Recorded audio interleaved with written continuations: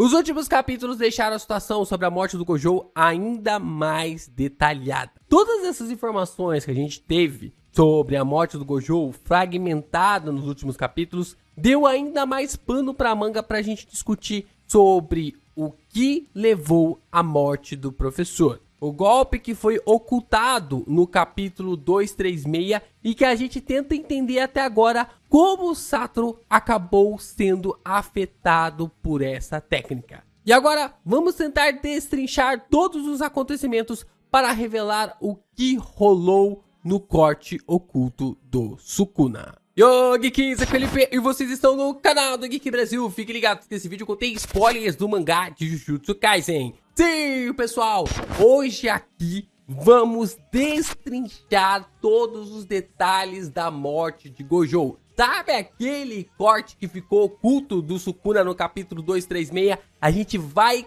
entender. Eu vou teorizar para a gente entender o que rolou naquele quadro e por que Gege Akutami ocultou aquele momento. E eu queria deixar um recadinho para você que tá assistindo esse vídeo e gosta dos conteúdos do canal do Geek Brasil.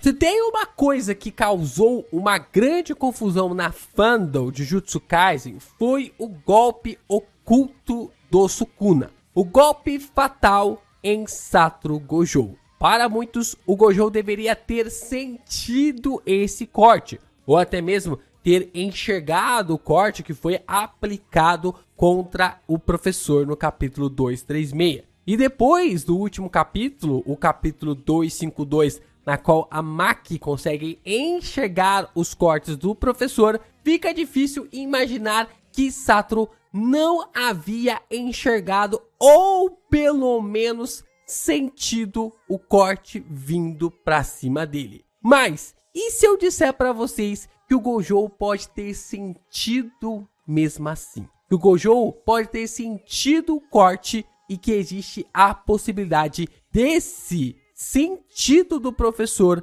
ter dado a sua morte. Pra gente tentar entender o que aconteceu no capítulo 236, a gente precisa passear por toda a batalha de Sukuna versus o Gojo. E a gente consegue visualizar muitas coisas acontecendo nesse confronto que levaram ao capítulo 236. Logo no começo da batalha, o Sukuna experimenta se o Gojo consegue ver os seus cortes. No capítulo 224, vemos que o Sukuna dispara um desmantelar no Gojo em que o professor não consegue ver. O Sukuna então decide usar esse corte como base do seu golpe. Um corte feito para cortar objetos inanimados e pessoas sem energia amaldiçoada. O que já aplica para nós que seria um corte com emissão de energia amaldiçoada muito baixa. Um corte de emissão de energia amaldiçoada que não seria assim detectado por um feiticeiro, mas ao mesmo tempo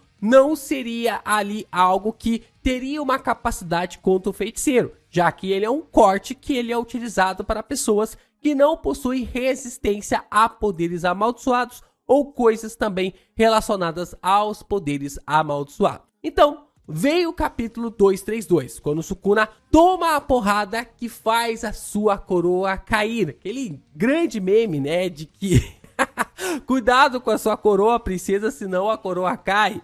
Foi nesse capítulo que a fandom foi à loucura. Mas é nesse momento que o Mahoraga entra em ação mais uma vez e emite um corte a queima-roupa no Gojo que pega no dorso dele, quase dando game over pro professor. O que marca que o Mahoraga anulou a técnica do Gojo por um período de tempo. Porque no 263, o Sukuna consegue ferir o Gojo com a água perfurante da sombra do elefante Max. Se o Mahoraga não tivesse anulado o Mugen naquele momento, é claro que o Sukuna não teria conseguido ferir a forma como o Gojo estava utilizando o Mugen. Então, mais uma vez, o Sukuna estava medindo se aquilo que o Mahoraga estava fazendo estava indo no caminho certo para a sua adaptação. Dessa forma, tudo se desenrolava bem para o Gojo até o capítulo 234. Colocando pressão para cima do Sukuna, o Satoru parecia que venceria a qualquer momento. Mas é neste exato momento que vem o grande plot. De repente, o Mahoraga gira o leme mais uma vez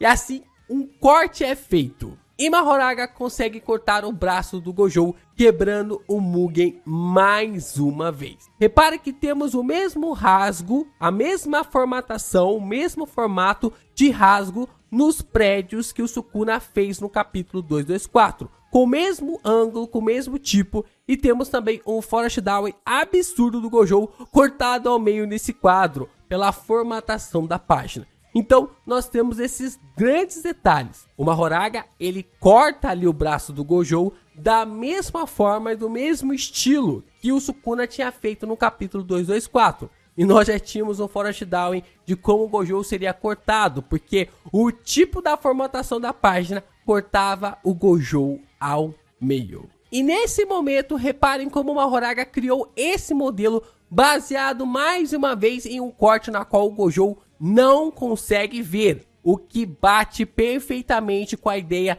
do Sukuna lá no capítulo 224, quando o Gojo não consegue ver também o seu corte. Então, o corte vem para cima do Gojo e neste exato momento o professor não consegue ver. Isso abre a ideia perfeita para que o Sukuna consiga literalmente atravessar o Mugen do Gojo. Sukuna apenas coloca a mão na boca e diz que esse corte foi ótimo, que esse exemplo seria perfeito. Agora ele tinha o padrão de cortes que ele queria e que ele deveria utilizar ou desmantelar usado no capítulo 224 e também o modelo criado agora pelo Mahoraga. Então ele tinha o combo perfeito para poder utilizar e destruir o Mugen do Satoru de uma vez por todas. Só que existia um problemão nessa situação. Pensar isso na teoria era fácil. Combinar ali o exemplo do Mahoraga com também o corte do desmantelar na qual o Gojo não conseguia enxergar, era fácil pensar isso na teoria. Agora na prática que vinha a complicação. Ele não podia usar essa técnica quando o Gojo estivesse encurralado. Ele tinha que usar esse poder quando o professor estivesse na vantagem, quando estivesse cantando vitória. Assim, o Sukuna buscou encontrar o momento ideal para conseguir encontrar o lugar certo para lançar o seu grande ataque. Mas isso não quer dizer que o Sukuna calculou que o Gojo usaria o roxo mais uma vez. Muito pelo contrário, esperar esse momento quase lhe trouxe a derrota, quase lhe trouxe a morte. É por isso que ele se desespera no capítulo 235, gritando pelo Mahoraga. Por mais que ele tivesse tudo em mente sobre o que fazer, como utilizar o corte que rompe o mundo naquele momento na teoria, ainda assim um ataque daquele nível seria devastador contra ele. E tudo vem da informação do narrador explicando que toda grande técnica vem também de uma consequência de uma grande emissão de energia amaldiçoada. Com essa emissão, o Sukuna entendeu o que o Gojo faria, que ele estava criando o vermelho e que o azul, que havia derrotado Agito, estava se aproximando dele. Com isso em mente, ele tinha que parar o roxo de todas as formas possíveis, porque se ele levasse o ataque, talvez não pudesse sobreviver. Mas, mesmo assim, o ataque veio e explodiu o Mahoraga e deu um puta dano no Sukuna, lhe deixando um caco. Então fica bem claro pra mim que por mais que o Sukuna estivesse procurando um momento ideal, um momento perfeito, na qual o Gojo estivesse cantando a vitória para acertar, para conseguir acabar com a batalha,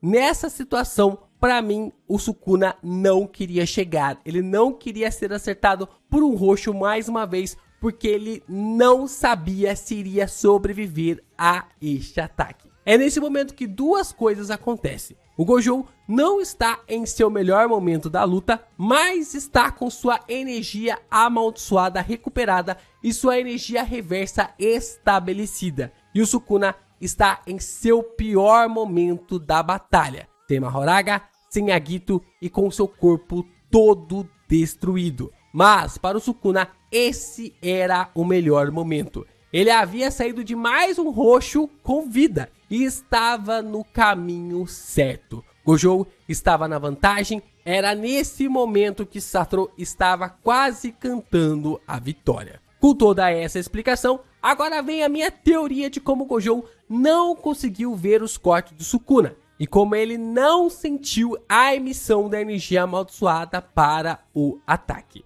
Vamos começar com a explicação do porquê o Gojo não conseguia ver os cortes. Como vimos no capítulo 224, Satoru não conseguia ver os cortes e isso foi provado pelo Sukuna em seu ataque naquele momento. Mesmo com os 6 olhos, nunca foi falado que o Gojo poderia ver os cortes do Sukuna. Aliás, durante os mais de 13 capítulos de batalha, Satoru em nenhum momento dara a entender que conseguia ver os cortes. E o capítulo 252 deixa ainda mais claro quando o Sukuna diz que a Maki é a que mais consegue ver os seus cortes. Maki consegue enxergar as partículas invisíveis no ar, o que fortalece a minha teoria de que os cortes do Sukuna são criados na base dessas partículas. Mas isso aqui é vídeo para outra hora. Sukuna até mesmo compara a Maki ao Mahoraga em Shibuya, sendo os únicos confirmados na obra que conseguem ver os cortes. Então, depois que levantamos todas essas evidências, podemos dizer que o Gojo não conseguia ver os cortes do Sukuna. Porém, é impossível dizer que ele não sentiria a emissão de um corte como o corte que rompe o mundo. Então, na minha opinião, o Gojo sentiu a emissão. E por mais maluco que seja ouvir isso, Satoru pagou pra ver e não desviou. Peraí.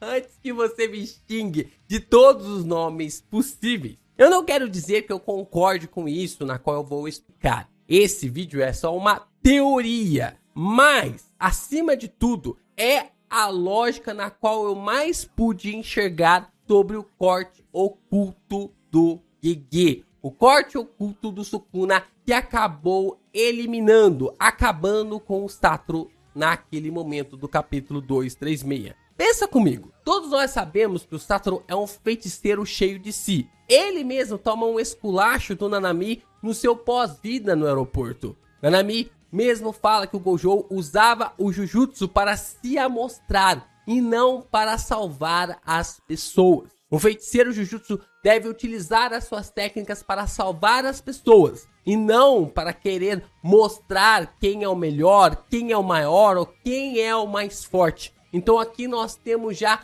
a pista concreta de que o Gojo era um tremendo de um exibido. Vem comigo neste raciocínio ainda. Todos os últimos ataques que você fez deram certo. Tu pulverizou a Gito, enganou o Sukuna, explodiu um roxo, mandou uma Mahoraga lá pra PQP, deixou o Sukuna na capa do Batman. Você se importaria de um corte vindo pra cima de você, sendo que você sabe que seu Mugen tanca qualquer tipo de corte que possa vir na sua direção, que tenha vindo já do Sukuna? A questão mais importante é que o Gojo não sabia que o Sukuna havia aprendido um corte que transpassaria o seu Mugen e isso que acaba pegando. O Gojo não adivinhou que o Sukuna estava usando o Mahoraga como um modelo, procurando uma forma de conseguir cortar o espaço e tudo mais. O Sukuna mesmo explica que durante todo esse tempo da batalha deles, ele esteve utilizando o Mahoraga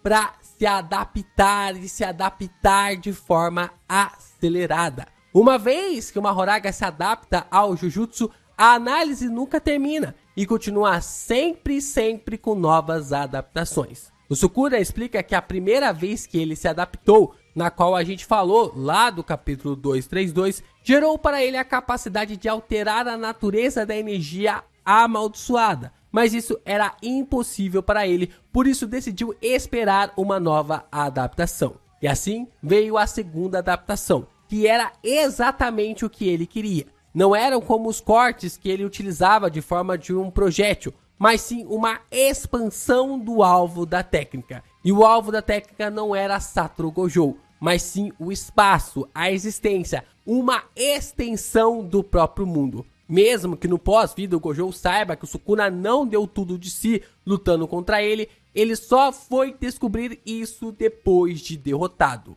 Mesmo o Sukuna não usando o fogo, Gojo sabia que o Sukuna havia se limitado a lutar daquela maneira com as sombras, com a sua principal técnica, porque era o poder que mais daria a ele uma vantagem na batalha. Mesmo com tudo isso em mente, ainda ficamos intrigados sobre o que rolaria durante um duelo deles caso a encarnação fosse ativada. Mas isso é papo também para outro vídeo.